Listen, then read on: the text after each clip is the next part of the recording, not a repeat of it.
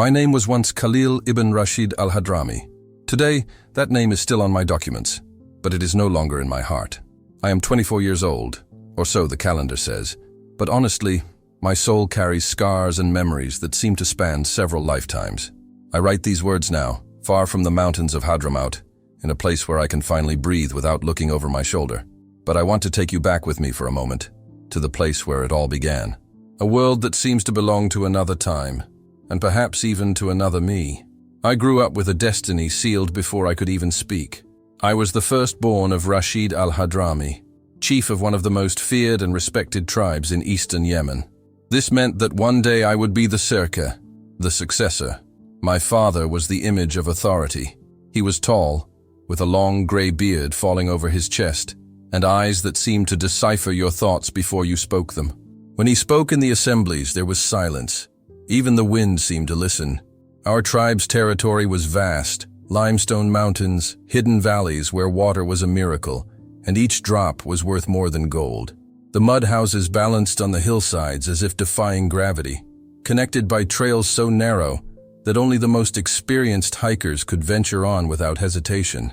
The air was a mixture of dust, cardamom, and incense, a scent that I can still smell today when I close my eyes. It was to this smell that I fell asleep and woke up every day. From an early age, everything in me was shaped to take on a role I didn't yet understand. Mornings began before sunrise. My father would wake me with a gentle tap on the shoulder and a phrase that still echoes in my mind. A steady hand knows no laziness. We would walk together to the mosque, an ancient building that seemed to whisper the prayers of all those who came before us. There, with my feet on the cold ground and my heart full of sleep, I learned the first pillars of faith. But the learning didn't stop there. Riding camels that looked like living giants, I learned to balance myself before I even reached the stirrups. The desert was my school, and the wind, my teacher. I learned to decipher tracks in the sand, to find water where there was only stone, to negotiate like an old merchant, and to keep my word, as if it were a blood oath. Tribe is blood, and blood is not betrayed. This was the lesson my father repeated most often, spoken with such seriousness that it seemed like a law written in the desert itself. He repeated it as we rode together, traveling through lands that belonged to our ancestors long before any map existed. The afternoons were spent studying the Quran. I would sit on the dirt floor of the mosque, listening to the old imam of the tribe. His voice was weak, but his memory was a deep abyss of wisdom. He patiently made me repeat the verses until each word became part of me, like the air I breathed. But it was at night that the true weight of my future fell upon my shoulders. My father would take me with him to tribal council meetings. The elders sat in a circle on worn carpets who knew more stories than anyone else present. Hookah smoke hung like dancing veils in the air, and the discussions were deep, serious, sometimes stormy. In that room, the fate of entire families was decided, and I felt, even in silence, that my place there was already reserved. I would sit there, silent, absorbing every word the elders said as they decided the fate of the tribe. Disputes over territory, trade agreements that could bring boon or woe, and trials that sometimes ended in bloodshed. My father would say firmly, "Tribal justice knows no forgiveness." And for a long time, I accepted this as an absolute truth, like a stone that no one dared to move. Yet even in this hard life, there was beauty. When war gave way to peace, we celebrated with light hearts. The nights were colored by tribal dances under the shining stars. The drums sounded as if the earth itself had a beating heart. The smell of roasting lamb, spiced rice, and strong coffee filled the valleys. Women laughed as they prepared the feasts, and the men, between sips of hookah and tea, recited poems that came from forgotten times, verses of honor, lost love, and the glory that passes from father to son. I had younger brothers, yes, but none of them carried the weight that was on my shoulders. From the beginning, I was the chosen one, the firstborn, the one who would inherit everything, the power, the responsibility, the secrets. My mother used to watch me with that look only mothers know. Her eyes were dark and deep, like wells hidden in the desert. Sometimes, when the silence of the night enveloped us, she would come closer, stroke my hair and whisper, "Power is a burden, Kalil. It can bless or destroy. Use it wisely." By the time I was 20, I was more than just a spectator at tribal councils. I had proven myself in minor conflicts, demonstrated intelligence in negotiations, and demonstrated firmness in the face of tradition. My father, increasingly proud, began to speak openly about my succession. The tribe began to see me differently, no longer as the son of the Sheke, but as the one who would one day take his place. But there was something inside me, something I couldn't ignore, a quiet restlessness, a shadow that grew on nights when I sat alone in the dunes, looking at the stars and listening to the wind. Faith had taught me that everything had its place. Destiny was set, and yet there was an emptiness. A hole that prayer couldn't fill, that duty couldn't erase. It was as if part of me was searching for something that hadn't yet been revealed, a truth hidden beyond the horizon. As the years passed, the conflicts between neighboring tribes intensified. More blood was spilled, and silently, I began to question the reason for so many deaths. Fighting for lands that belong to God. Does it make sense? But I swallowed my doubts. I kept them like a dangerous secret. A leader cannot hesitate. A leader cannot appear weak. The year was 2021. The Hadramaut Mountains still seemed untouched by time, but the world outside was knocking on our door. Young people from the tribe showed up with cell phones, portable radios, new music and different ideas. Small windows into a universe much larger than our own. My father viewed this with suspicion, as if every sign of modernity were a crack in the wall of tradition. But not even he could stop the arrival of time. It was at this threshold, between the old and the new, between duty and doubt, that my life began to change. What would come next was not written in any tribal parchment. It was not foretold in the stars. But now I know. It was the hand of God guiding me, taking me away from what I thought was my destiny, and closer, step by step, to who I really am. It was during the holy month of Ramadan that the illness arrived, like a storm rising out of nowhere in the heart of the desert. At first it seemed like just the usual fatigue of fasting, perhaps made worse by the sweltering heat that seemed more brutal than ever that year. But it soon became clear that it was not just the weight of the sun or hunger. Something darker was approaching, and none of the elders of the tribe could say exactly what it was. The fever took me one hot night, while I slept in my room of stone and clay. I woke up drenched in sweat, my body shaken by violent shivers, as if an icy wind had passed through my insides. Every muscle trembled, and my chest burned with each breath, as if the air were burning hot. My mother tried to touch me, but she recoiled in fright. My skin burned like iron in the sun. Frightened, my father sent for Abu Salim, the tribe's healer, a man as old as time, with hands gnarled from work and eyes that had witnessed birth and death more times than he could count. He arrived with his old leather bag full of roots, dried leaves, and glass vials of dark liquids that gave off the smell of wet earth and something else, ancient. Desert fever, he murmured through narrowed eyes after examining me with steady, practiced fingers.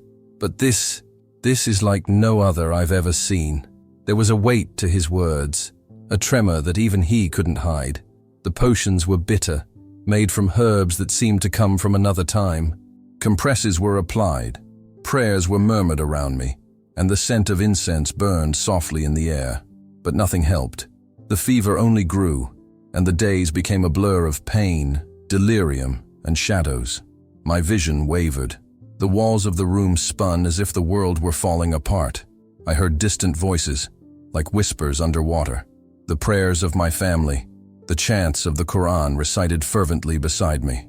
I was there, but also not there, stuck between now and the hereafter. My mother refused to leave my side. Her eyes were clouded with worry and sleepless nights. Sometimes she would caress my face with wet cloths and whisper, "Fight, Kalil. You need to go back. The tribe needs you."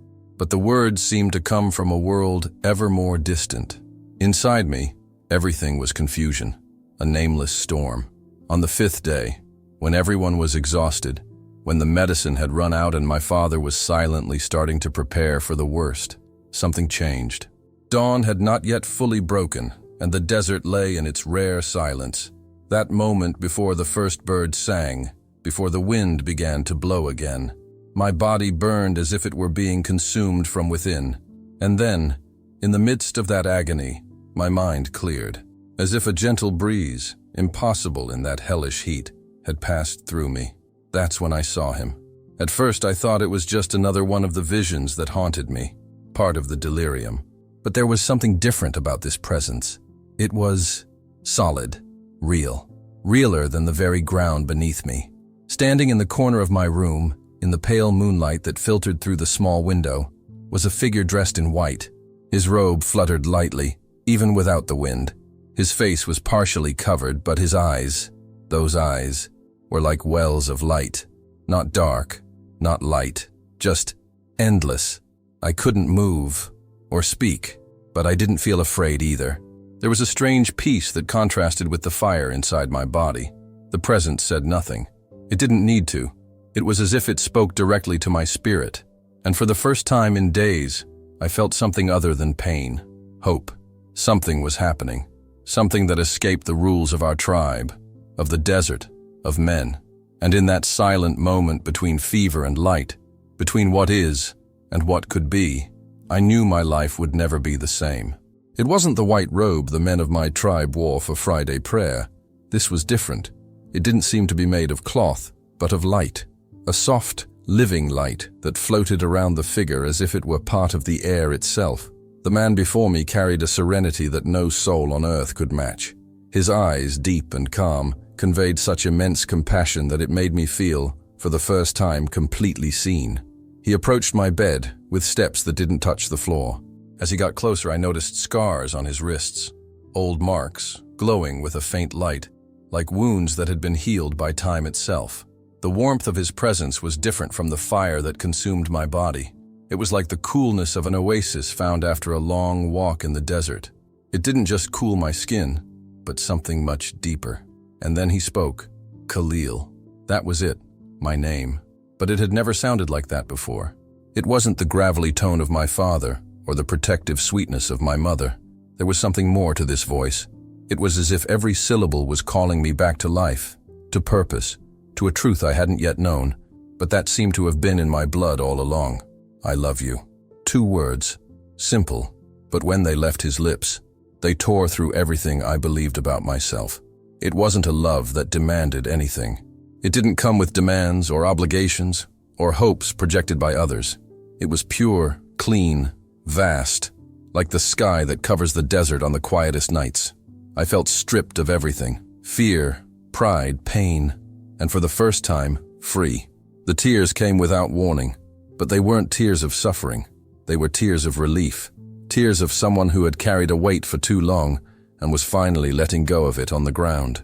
It was like breathing for the first time after years of drowning. I tried to speak. I wanted to ask who he was, where he came from, what it all meant, but my voice wouldn't come out. Yet he understood me, as if every thought I had was being heard directly from his soul. Then he reached out his hand. He didn't actually touch me, and he didn't need to. When his palm opened toward me, I felt the fever recede. I felt the fire dissolve inside me, cell by cell, until only silence and peace remained. The pain was gone as if it had never been there. It was as if death, which had been hovering over me for days, had been invited out. "Look for me," he said, with a smile that seemed to contain all the tenderness in the universe, "and you will find me." And then he began to fade, slowly, like a candle slowly extinguishing itself. But even after his body was gone, the light he had brought remained with me, filling every corner of the room, and something inside me as well. My heart beat differently, as if it had been replaced, as if it now beat for something greater.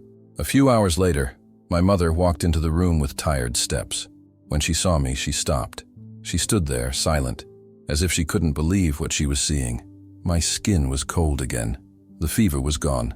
My eyes, once dull and lost, now shone with a clarity I couldn't even explain. When Abu Salim came to examine me, his hands touched my forehead, my wrist, my chest. He said nothing for a few moments. Then he simply looked at my mother and whispered, "It's a miracle." And even he, the old healer who believed only in what he could feel with his fingers, found no explanation. But I knew my life had crossed an invisible line, that I had been touched by something, or someone, that was not of this world. And in that moment, a new path began to form before me. "Allah has blessed the future Sheikh," Abu Salim declared before everyone, his hands raised to the sky. But deep inside me, something new, with a certainty that came neither from argument nor logic, that it was not Allah who had visited me that night. My father, overcome with elation, organized a grand banquet in my honor. The elders of the tribe came from far away. The leaders of neighboring clans sat on ceremonial rugs, and the smell of roasting lamb and spices filled the valleys for miles. The men toasted me with hot tea and solemn words. They declared that my healing was a sign from heaven, a confirmation of my destiny as a leader. The women clapped their hands and shouted with joy, and the children, freed from the weight of the moment's significance, ran between the tents, laughing loudly. But I remained silent. He smiled on the outside, yes, with the respect that had been taught to me since I was a boy. But on the inside, he was distant. His words, "Look for me," echoed in my mind like an endless whisper. Even without fully understanding what had happened that night, I knew that everything had changed. Something had been lit inside me, and that flame would not be extinguished with songs, speeches, or honors. That night, after the party had died down, and the tribe had fallen into a deep sleep, I lay awake, watching the stars outside my bedroom window. The same stars I had seen all my life seemed different, as if they had rearranged themselves to form a message that only I could understand. And deep within my chest, where before there had been only the echo of duty, now burned an urgency, the need to seek, to find, to follow. The following weeks were marked by a restlessness I couldn't explain. On the outside, everything was back to normal. I resumed my duties as heir, leading prayers at dawn, participating in council decisions, riding through the valleys with the tribe's guards, and practicing the lessons that shape a future leader. But on the inside, I was far away. That voice wouldn't leave me alone.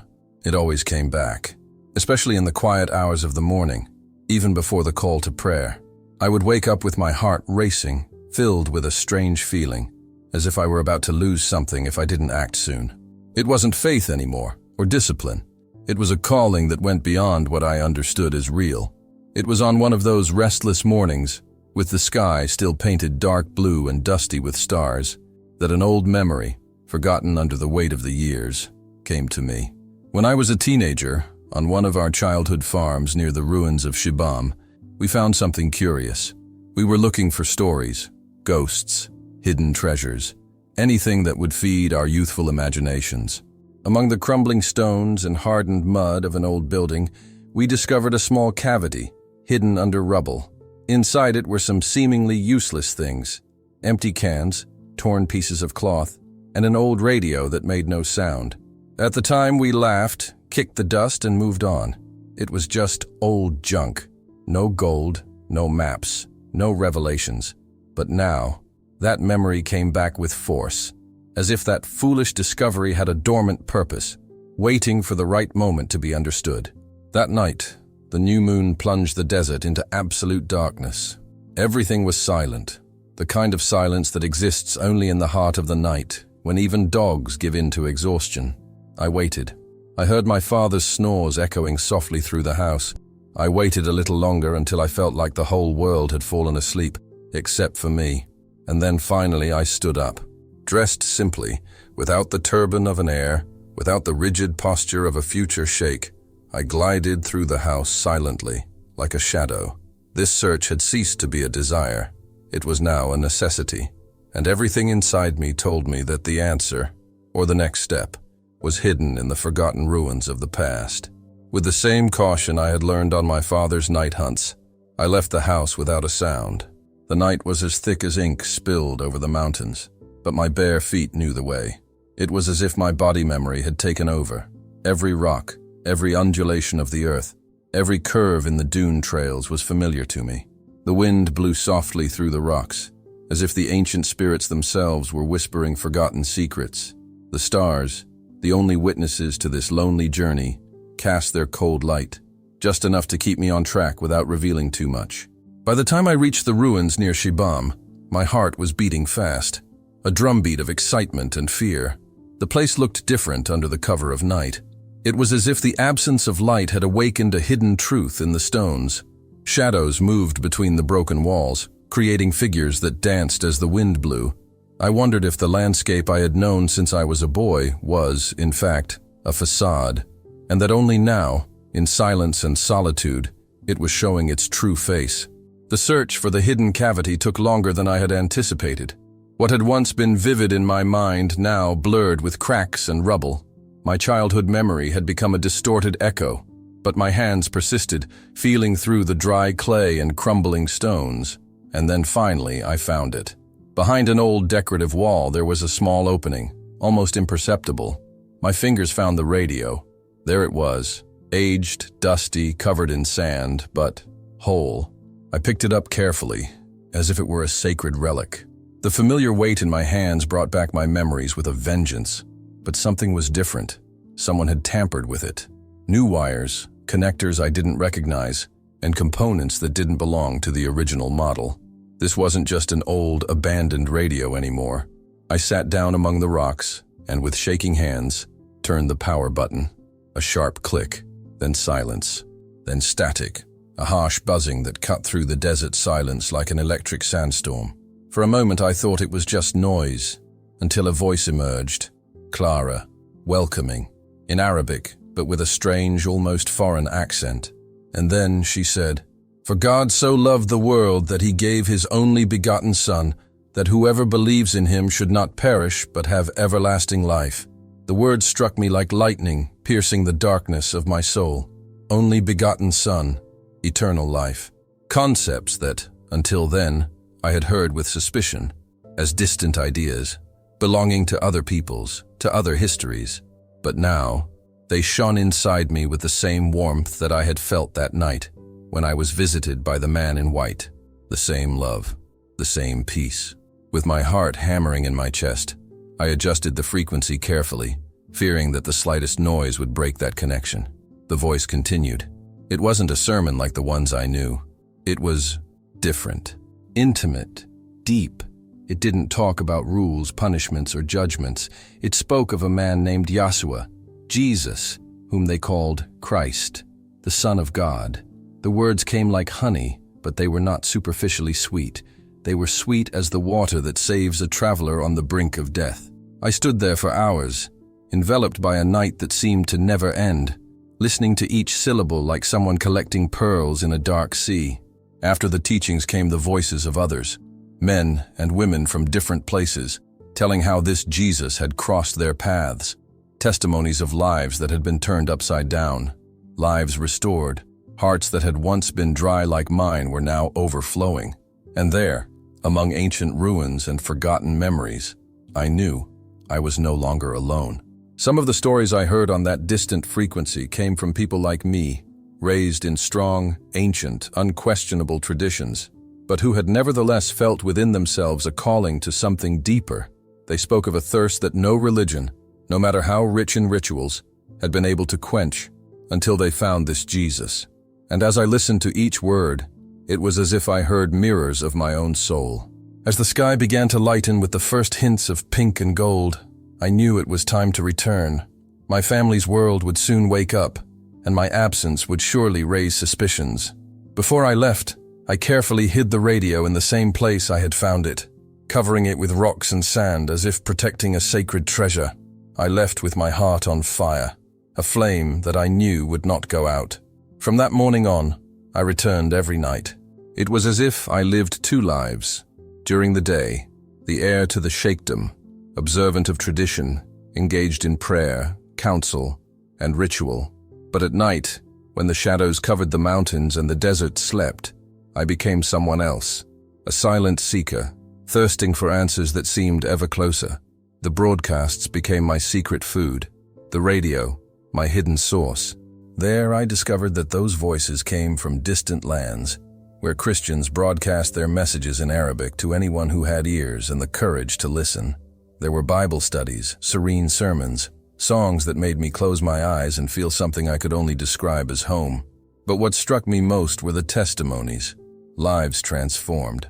People who, like me, had found something so true that leaving everything behind had become inevitable.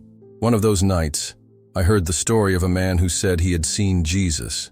He described a figure surrounded by light, dressed in white, radiating peace. His voice was sweet and firm, his presence irresistible. I stopped breathing for a few seconds. That was exactly what I had experienced. The same words, the same feeling. I love you. When I heard the man repeat this phrase in a choked voice, I knew beyond a shadow of a doubt that the visitor in my room had not been the result of fever or delirium. He was real, and now I knew his name. I began carrying paper and pencil with me. I wrote down everything I could, names, verses, phrases that resonated with me in some inexplicable way. John 3:16 became the first one I memorized, as if it had been written directly to me. Soon after, I discovered John 14:6. I am the way, the truth, and the life. No one comes to the Father except through me. Those words weren't just beautiful. They were alive. They had weight. They had fire. Little by little, something inside me began to change. Silently, but irrevocably. During the day, my body was present in the mosques, in the councils, on horseback rides through the region. But my mind, my heart, was elsewhere.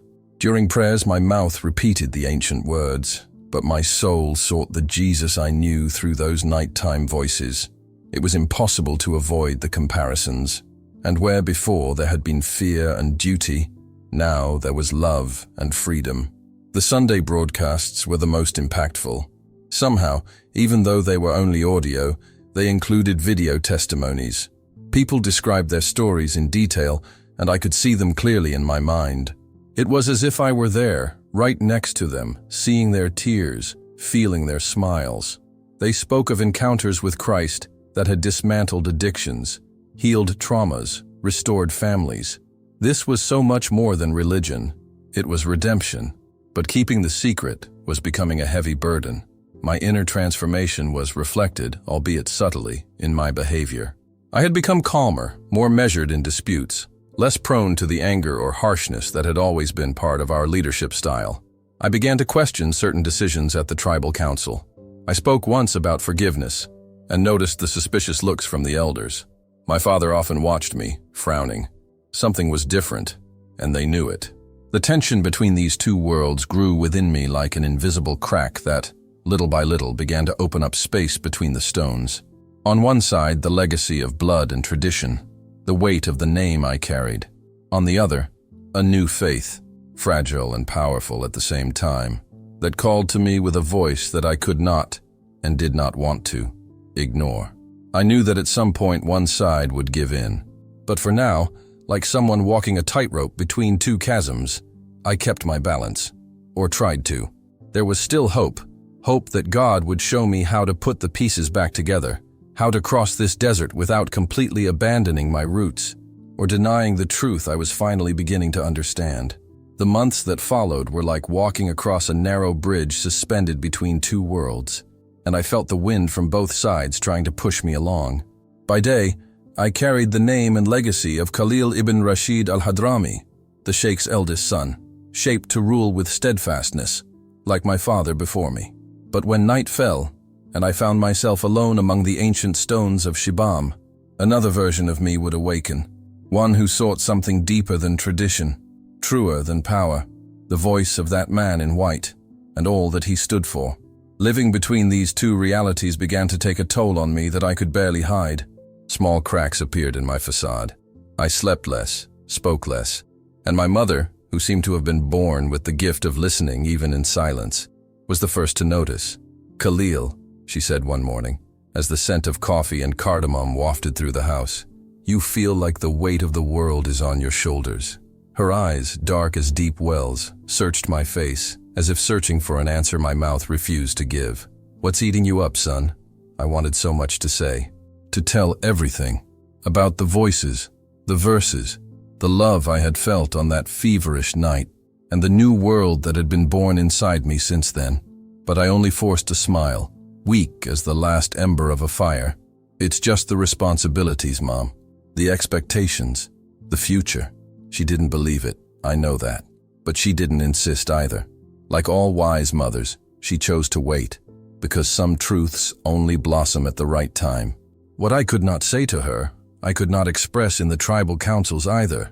Here, among men accustomed to the sound of weapons and the weight of pride, Any deviation from the norm was seen as weakness, and yet something inside me could no longer accept that logic. At one of these meetings, where we were debating whether we should retaliate against a neighboring tribe for a minor invasion of territory, a few camels, perhaps accidentally, had crossed the line we had drawn in the sand. I couldn't take it anymore. "Father," I said, not even realizing that my voice had already risen, "wouldn't it be wiser to try a peaceful solution first? A fair agreement that avoids bloodshed on both sides?" The room froze. Every gaze turned to me like blades being unsheathed, and the worst was my father's. There was something there I had never seen before, not just disapproval, but a shadow of disappointment. He leaned forward slightly, leaning on his staff as if it weighed more than usual. "To negotiate from strength," he said slowly, "is wisdom, but to negotiate from weakness is to open the door to contempt." Silence. And then, as if my words were nothing more than wind, the elders resumed the discussion, more rigidly this time, as if to reaffirm the tribal logic I had dared to question. I looked down. I knew I had crossed an invisible line. In that culture, a man's worth was measured not by the justice he offered, but by the fear he inspired. And here I was, trying to speak of peace in a world shaped by honor and revenge. But what sounded like weakness to them, inside me was conviction, because something greater had already been planted in my heart, and it was growing, albeit silently, like a seed beneath the sand. As the days passed, even the most sacred rituals began to become a field of internal conflict. Each time I knelt for the 5 prayers of Islam, I felt as if my words were flying aimlessly, like birds that had lost their way in the sky. The sound of the Quran, which had once brought comfort, now sounded like empty shells, beautiful on the outside, but hollow on the inside. The truth I sought seemed to have migrated elsewhere, to someone. It was in the quiet moments, when no one could see me, that I discovered where this truth lived. The prayers I had begun to pray, quietly, addressed to Jesus, not with memorized formulas, but with my own words, were charged with a peace I had never experienced before. It was as if he were truly listening to me, as if, even without an audible response, his presence was there, alive, present.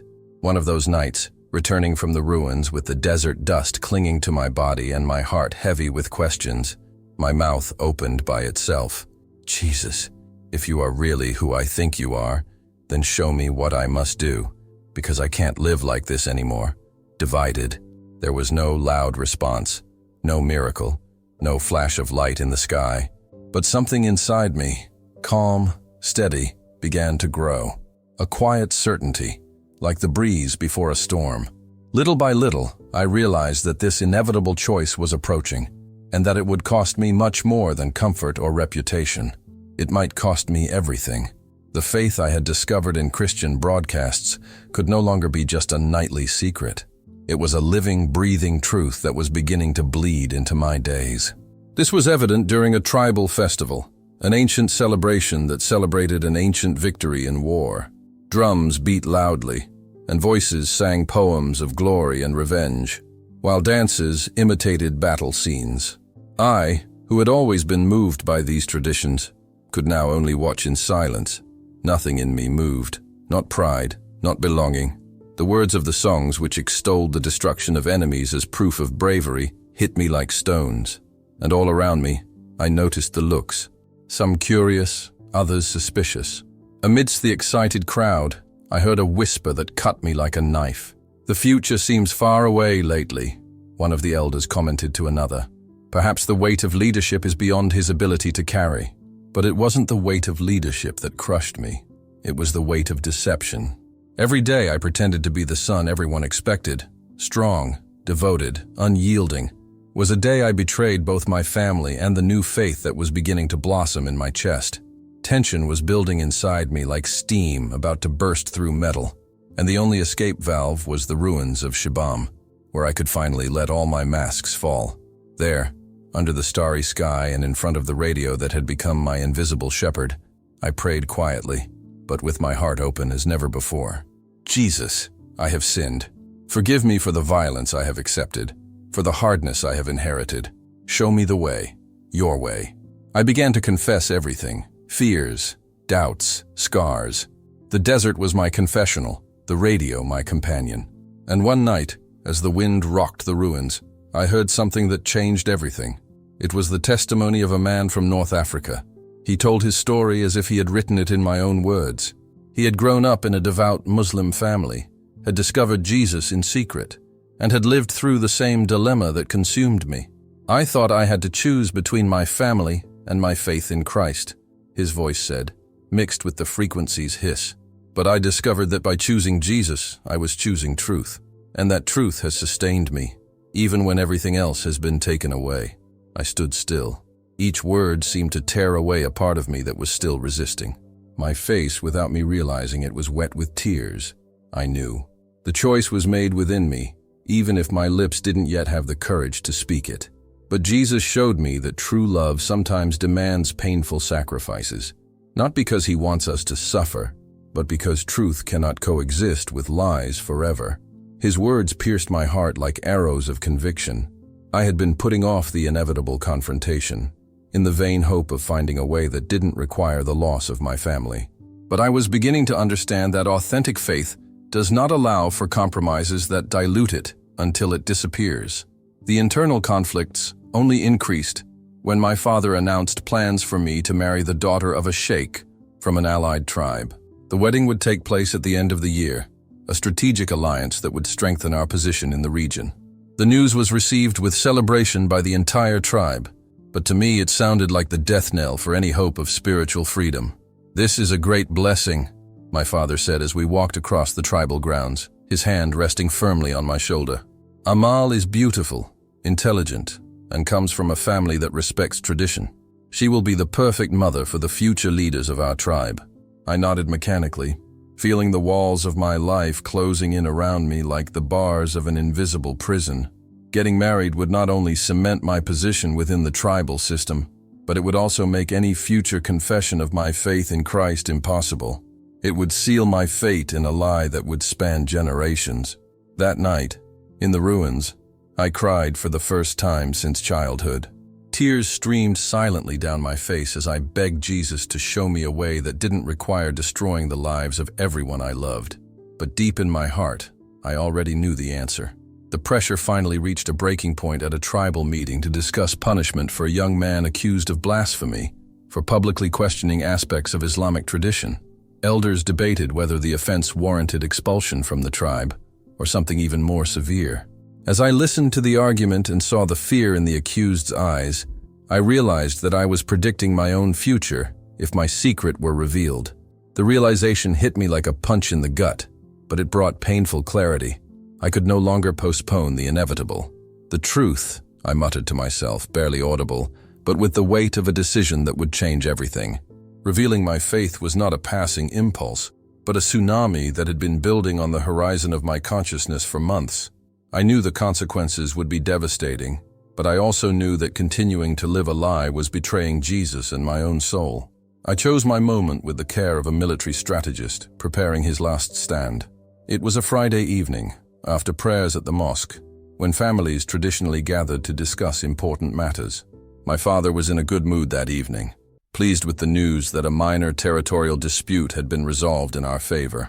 The house was scented with cardamom and cinnamon, scents my mother had carefully infused as she prepared sweet tea and dates to accompany the family conversation.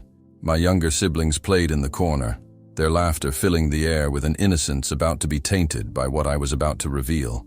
"Father," I began, my voice strangely calm despite the storm raging inside me, "I need to talk to you about something important." He looked up from his teacup, showing the casual interest of someone expecting perhaps a consultation on tribal strategy, or a request for advice on an upcoming wedding. "Of course, my son. You always have my attention." My mother approached, her eyes shining with that special warmth she reserved for family moments. My brothers, sensing the seriousness of the moment, lowered their voices until silence filled the room. I took a deep breath, aware that my next words could change our lives forever. "During my illness a few months ago, I had a vision," I began. "A man dressed in white came to me and spoke to me." My father nodded, a proud smile on his lips. "Yes, you mentioned it. It was a blessing from Allah, a sign that you are destined for greatness." His voice held no kindness, but firmness cutting through the air like a blade. I shook my head. feeling the weight of the truth I needed to say. It was not Allah who visited me. It was Jesus, the Son of God. The silence that followed was so thick that I could hear my own heartbeat. My father stood still, his teacup poised halfway to his lips, as if time had frozen. My mother made a strange sound, clasping her hands to her chest.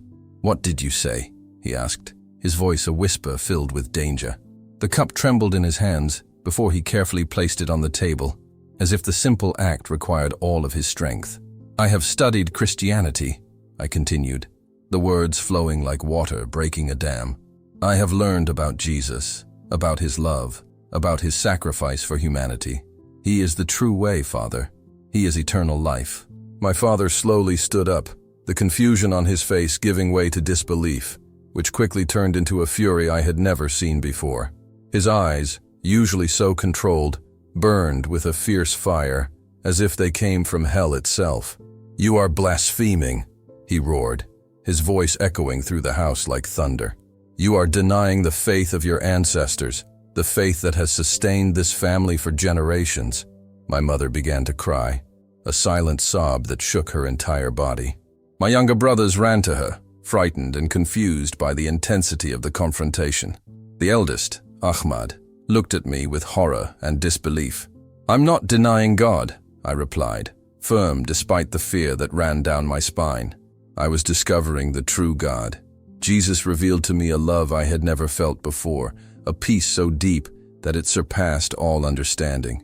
My father began to pace the room nervously, his hands shaking with anger. He seemed to be possessed, poisoned by some outside influence. "Who put these heresies in your head?" he asked, his voice full of contempt. I took a deep, steadying breath and replied, "No one has corrupted me. It was Jesus himself who revealed himself to me," I said, my voice growing stronger with each word. "He called me by my name. He told me he loved me. And that love, Father, is something that Islam has never been able to show me." But as I looked into my father's eyes, I saw something more frightening than anger, a calculated coldness, as cold as the steel of a council meeting when severe punishments were being decided. His hands stopped shaking, and when he spoke again, his voice was hard, like metal forged in fire. "Listen well, Kalil ibn Rashid," he said, using my full name as if issuing a decree. "You have until dawn to renounce this madness. Ask Allah for forgiveness and return to the right path." He paused, as if he needed to prepare himself for what was to come next, so final that even he felt the weight of the decision. "If not," he continued in a whisper that chilled the air, "I swear by Allah that I will take your life with my own hands. I would rather weep over the grave of an honorable son than live with the shame of an apostate." My mother let out an anguished cry, a raw sound that came from deep within her soul. She clutched my father's arm, her eyes pleading with him not to continue, but he stood firm, imposing as a rock in the desert. "I cannot abandon the truth," I replied, my voice firm, even as everything around me seemed to crumble. "Jesus is the Son of God, and I belong to him now." My father stared at me for a long moment. I could see clearly in his eyes that the sentence had already been passed. The son he had raised, the heir to his tribe, had simply ceased to exist for him at that moment. "Then you are no longer my son," he said, his voice sharp as a blade. "If dawn comes and you remain under my roof with this heresy in your heart, I will fulfill my oath." He turned and left, leaving a heavy, dense, almost palpable silence. My mother came closer, her trembling hands touching my face, as if to capture every trace of it before I disappeared forever. "Kalil," she whispered, her voice cracking with pain. "Please, my son, think carefully. It's not just your life that's at stake. This will destroy the entire family." At that moment, seeing the tears in her eyes, I felt a hesitation, a shadow of doubt crossing my heart. The weight of family love, of the traditions that ran through my veins, of the entire life I was about to lose, fell upon me like an avalanche. But in that moment, I remembered the gentle voice I had heard during my illness. "I love you." I thought of the peace I had found in the teachings of Jesus, of that truth that had transformed my heart, even though everything around me was asking me to deny it. "I'm sorry, Mom," I whispered, kissing her forehead with a caress that I knew would possibly be my last. I love you more than any words can say, but I can't deny the one who saved me. While my family slept restlessly and my father kept watch in the next room, I quietly packed the few belongings I could take with me. Time was short. I knew that before dawn, my father's threat would become reality. My only chance of survival was to disappear into the darkness. I was carefully folding a robe, putting away the little money I had, when I heard soft footsteps at the door. It was Ahmad, my younger brother, his eyes swollen from crying. "Are you really leaving?" he asked in a shaky whisper, a mixture of fear and confusion. "I have to go," I said, kneeling down to be at his level. "But that doesn't mean I don't love you. It means there's something greater than human love, something that calls to me." He nodded, not fully understanding, but with the pure, unconditional trust that only a brother could have. "Will you ever come back?" he asked, still hesitant. "I don't know," I admitted, hugging him tightly, as if I wanted to engrave that hug in his memory forever. "Pray for me, Ahmad, and remember, you will always be my brother, no matter what happens." And when the first rays of dawn began to color the horizon, I left the family home like a silent shadow. I left behind everything I knew, my identity, my heritage, my family, my future as a tribal leader. Ahead of me lay only uncertainty, but also the freedom to live the truth I had finally found. Walking through the desert, with only a small water bag and supplies, I whispered a prayer. "Jesus, I don't know where I'm going, but I trust that you will guide me. You paid such a high price for my soul to be lost now." The sun rose behind me, illuminating the uncertain path that stretched across the horizon. Although my heart ached for the life I was leaving behind, I also felt a hope that human pain could not touch. The Hadramaut Desert is cruel to those who do not know its secrets. And as I walked under the scorching sun, I realized that despite all my tribal upbringing, nothing had prepared me for being a fugitive. Every step away from my family's land was a step into the unknown, and also a step toward the freedom I was beginning to taste for the first time in my life. On the first day, the scorching desert sun beat down on me like invisible hammers, burning my skin and sapping my strength. I walked steadily south, trying to get away from the territories my father ruled. I knew that when he discovered I was missing, he had already sent men to hunt me down. My only chance of survival was to keep my distance, always one step ahead. Thirst struck me sooner than I expected. The small water skin he was carrying ran out too quickly in the merciless heat. My lips cracked, my tongue swelled, and mirages began to play at the edge of my vision, creating images that my tired body almost believed were real. On the second day, already on the verge of despair, when I thought it had all been a mistake, a figure appeared in the distance. At first I thought it was just another hallucination, but little by little the silhouette took shape. A woman riding a camel, gliding across the dunes with the dexterity of someone who has known these lands all her life. When she got close enough for me to make out her face, I saw a middle-aged woman, her skin scarred by the sun, but her eyes shining with intelligence and calm. She wore the typical garb of a nomadic Bedouin, but there was something about her, a serenity that brought to mind the same peace I had felt during my vision. "Salam," she said, stopping her camel near where I was leaning against a rock. "You seem lost, young man." "I'm finding my way," I replied, my voice hoarse from dehydration, while the desert seemed to want to defeat me. She smiled, and that expression completely transformed her face, making it softer, almost welcoming. The desert is cruel to those who fight against it, but for those who learn to follow its rhythms, it is the most honest place there is. She offered me water from her water skin, and the cool liquid ran down my throat like a divine relief. Her eyes studied me with a wisdom that seemed to see beyond appearances. "You're not a nomad," he said slowly. "Not because of the way you walk, the way you dress, or the way you carry yourself. You come from a strong tribal family. There was no point in lying to someone who clearly understood the desert and its stories." "I'm Kalil al-Hadrami," I admitted. At least that was how I usually introduced myself.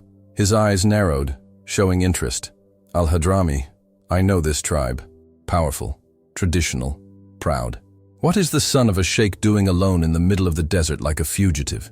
she asked, somewhat surprised. For a moment, I hesitated to reveal everything, but there was something about Amina that calmed me, as if she was able to understand without judging. "I found Jesus," I said simply. And my family decided it would be better to lose me than to accept me. Her reaction was different from what I expected. Instead of shock or disapproval, a slow smile lit her face, and her eyes shone with a familiar light. "Brother," he said with a new tenderness in those words, "my name is Amina, and I too have been found by the Lord." Those words were like a flash of lightning in the midst of my darkness, a spark of hope when I had given up hope. There, in that vast desert that I had imagined was filled with nothing but death and silence, I found someone who carried the same light, someone who had also discovered Jesus. "Are you a Christian?" I asked, almost unable to believe what I was hearing. "For 15 years, Amina replied, dismounting from the camel to sit beside me on the cool sand. "I too have lived in the shadow of family rejection." She said her life before faith was comfortable, married to a prosperous merchant in Mukalla, but spiritually empty. Her conversion came through an Ethiopian Christian merchant who passed through town, a man whose faith exuded a peace she had never seen in Islam. At first she tried to hide the truth, but Jesus is not a secret that can be kept for long. His love changes everything. It changes how you see the world, how you treat people. When her husband discovered her faith, his violence forced her to flee in the middle of the night. For 15 years, Amina lived as a nomad, surviving on small businesses among remote oases, and, most importantly, quietly spreading the gospel to others like us, those rejected by society, hiding in the shadows. "There are more of us than you can imagine," she said, as we shared dates and dried meat under the starry sky. "Yemeni Christians living on the margins, in secret, supporting each other when the world turns its back on them. Until then, I thought I was alone in my faith, the only one who had found Jesus in this country. Knowing that there were others, a secret network, an invisible family, renewed my hope like nothing else had." "Where are you going now?" Amina asked, looking at the slowly dying embers. "I don't know for sure," I replied. "I only know that I can't go back. My father has sworn to take my life if I don't renounce my faith." She nodded, with the understanding of someone who had faced the same darkness. "There are safe places," he said. "Refugees where Christians can live and worship without fear. But the path is dangerous." That night, lying beneath a sky more full of stars than I had ever seen, my heavy heart filled with gratitude. "Jesus, I thought I was alone, but you sent me an angel in the form of a wise nomad. Show me the way." Amina offered to accompany me on the first part of the journey, guiding me along the safest routes to the south, where hope could be born again. Amina's knowledge of the desert was astonishing. It was like a living book of sand and wind. She knew exactly where to find hidden water, which paths to avoid so as not to run into hostile patrols, and how to read the signs in the sky, knowing when storms would come or when the heat would be at its most brutal. During the days we traveled together, she stopped being just a guide. She became my mentor in faith. She patiently taught me prayers I could whisper as I walked, Bible verses she had memorized in her long years of solitude, and songs that sustained her spirit in her darkest hours. "Faith alone barely survives," she would say, looking up at the starry sky on one of those nights when the desert silence felt almost sacred. "But faith in community flourishes." She also taught me practical lessons that my upbringing in comfort and tradition had never prepared me for. How to hide my identity in a hostile environment, recognize other Christians with discreet signs, navigate an invisible network of believers who lived on the margins of mainstream society. But most of all, what Amina gave me was hope. She was living proof that someone could spend 15 years as a Christian in a place like Yemen and not only survive, but also help others find the light. Her courage showed me that my choice, while painful, was not an end. It was the beginning of something new. "God has a plan for you, Kalil," she told me the morning our paths parted. "I don't know what it is, but I know it goes beyond simply keeping you alive. You have a purpose." Before leaving, Amina handed me a small object wrapped in cloth, a wooden cross, simple but hand-carved with care and meaning. "This cross has accompanied me for 15 years, she said with a soft smile. "Now it's time for it to accompany someone else." My hands were shaking as I held it. "I can't accept something so precious." "Faith grows when shared," she replied, her eyes shining with conviction. "And I'm sure you'll need to remind yourself often that you're not alone."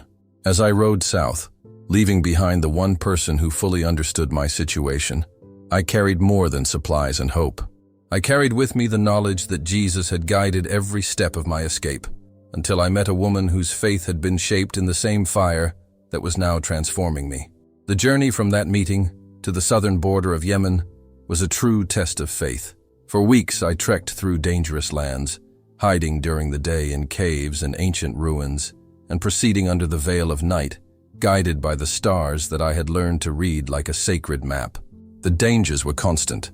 Patrols that might recognize me, bandits thirsty for easy prey, and the desert, unforgiving and deadly to anyone who missed a step or ran out of water. But every time I thought I couldn't go on, a greater force sustained me, a strength that could only come from the divine. There were nights when, exhausted and with my supplies nearly exhausted, I met Bedouin shepherds who, without knowing anything about my history, welcomed me with the legendary hospitality of the desert, sharing food and water as if they were sacred gifts.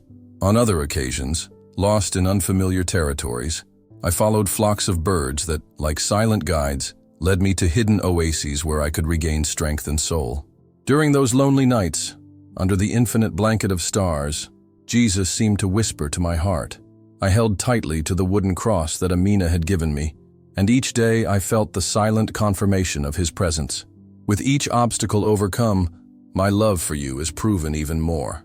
The network of secret Christians that Amina had mentioned turned out to be much larger and more organized than I had ever imagined. With the subtle signs and code words she taught me, I was able to find and connect with other fellow believers, people who, like me, lived in the shadows, offering temporary shelter, food, and, most of all, spiritual support. In a small village near Aden, I was welcomed by a Christian family who had been waiting for me to arrive. They had received word online that a young convert needed help to cross the border safely. For 2 weeks, that home became my refuge, as we waited for the right moment to take the next step. The family patriarch, a man named Yusuf, radiated the peace of someone who has found purpose in the midst of suffering. There is power in the testimony of those who have chosen Christ over privilege, he told me. Others need to know that this is possible. During my time with them, I attended secret meetings where small groups of Yemeni Christians gathered to worship and study the Bible. I saw entire families who had sacrificed everything for their faith.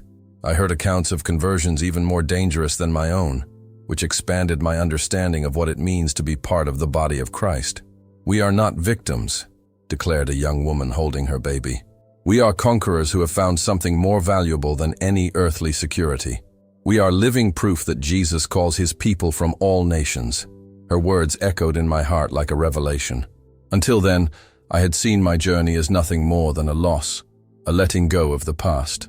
Now, I began to understand that it was a conquest, an entrance into a spiritual family that transcends blood and tradition. The plan for my final escape from Yemen required caution and patience. Yusuf had contacts at the port of Aden, men who helped Christian refugees embark for countries where the faith could flourish without fear. But the timing had to be perfect. The authorities were heightening their vigilance because of rumors of a conversion ring. "Your father has put a price on your head," Yusuf confided to me one night, his face serious. "Your conversion has spread beyond your tribe. Some see it as a threat." The news that my story had become a matter of national security brought me a mixture of pride and fear. On the one hand, my testimony had had an impact. On the other, the danger was greater than I had imagined. "Do you regret it?" Yusuf asked, fixing his eyes on me. The question paralyzed me. For a moment, the weight of loss nearly crushed me. The family I was leaving behind, the inheritance that seemed to slip away like sand through my fingers, the future I would never realize as a tribal leader. I imagined my mother, consumed by grief, and my brothers, growing up without my example.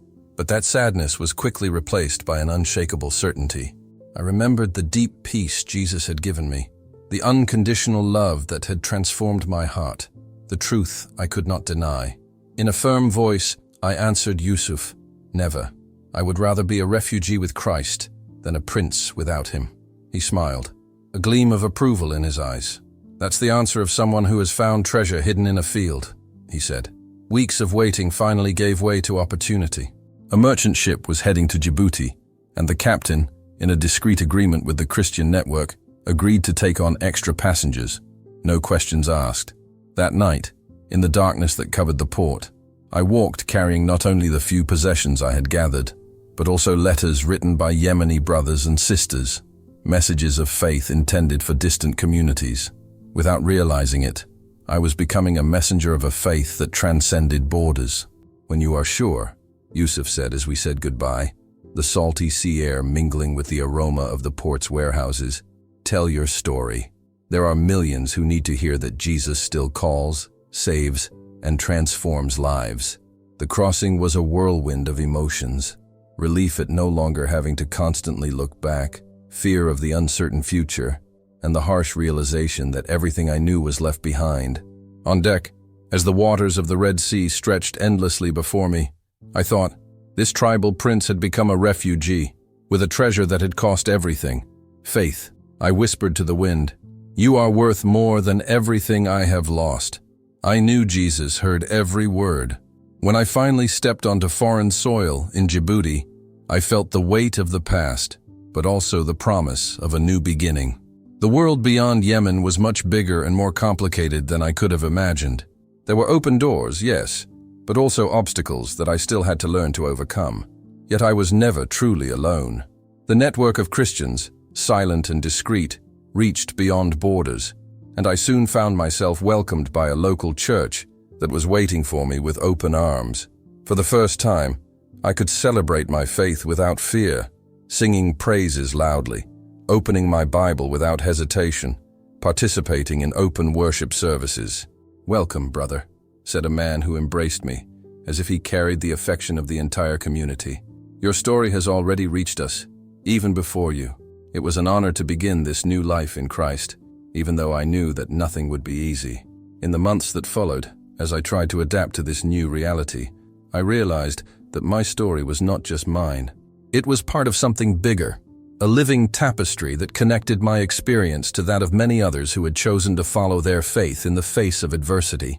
I began to share my testimony in churches, in meetings with other refugees, anywhere my voice could shine a light. I spoke of the man in white who appeared in my illness, of the words, "I love you," that changed everything, of the price paid, but also of the reward of following Jesus. I saw tears welling up in the eyes of those who listened to me, and that gave me strength. "Your story gives me hope," one woman said, her eyes shining with new light after one such meeting. "If Jesus could find you in the mountains of Yemen, he can find me here." Later, I became involved with organizations that supported refugees from Muslim countries, converts like myself. My fluency in Arabic, knowledge of tribal traditions, and personal experience made me a bridge between worlds that seemed so distant. But what touched me most was when I began to receive letters, secret messages that crossed borders through the same network that had helped me escape. Young people in Yemen who had heard rumors of my story wanted to understand more about this faith that had cost me so much. One letter in particular brought tears to my eyes. It was from my brother Ahmad, older now, seemingly more mature than I had ever been before in the complexities of the world we live in. "Brother," he wrote, in a handwriting different from the one I was familiar with, "I do not understand everything that led you to this choice, but I have thought a lot about your words before you left. You are in my prayers. Even though my father forbids me from speaking your name, my mother still cries at night. We miss you, Kalil. I think some of us are beginning to wonder if there was something about your journey that we didn't understand." That letter renewed hope in my chest. It wasn't just the absence felt by my family, which in itself was enough to fill my heart with joy. It was as if a seed had been planted, and questions began to germinate. My silent testimony was perhaps touching even those hearts I had left behind. That night, holding the letter close to my chest, I prayed, "Jesus, if you could use my story to reach my brother's heart, thousands of miles away and after so much silence, I trust you can do even greater miracles. I pray that God will touch the hearts of my family, that he will open their eyes to the truth he has revealed to me."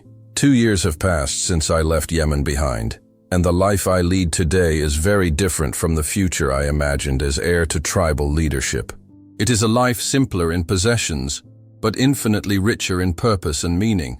Every day I give Jesus the pain of being away from my family, but also the joy of knowing that I am exactly where He wants me to be. My story has become my ministry. Every word I share is a living testimony that Jesus continues to call His people, from every nation, tribe, and culture. Every Christian refugee I meet and welcome is clear proof that God's love knows no human boundaries. I am still Kalil ibn Rashid al-Hadrami in my heart of hearts, but today I am also a child of God, part of a family that stretches across the world and into eternity. I have exchanged an earthly inheritance for a heavenly one, and I can say with certainty that it was the best deal I have ever made. The Hadramut Mountains remain my ancestral home, and God willing, I will one day return there to openly proclaim the truth I found in the desert. Until that day, I live each moment as a living testimony that the love of Christ can touch any heart, anywhere, no matter the cost. Because when Jesus says, "I love you," no force on earth is capable of silencing the response of a transformed heart.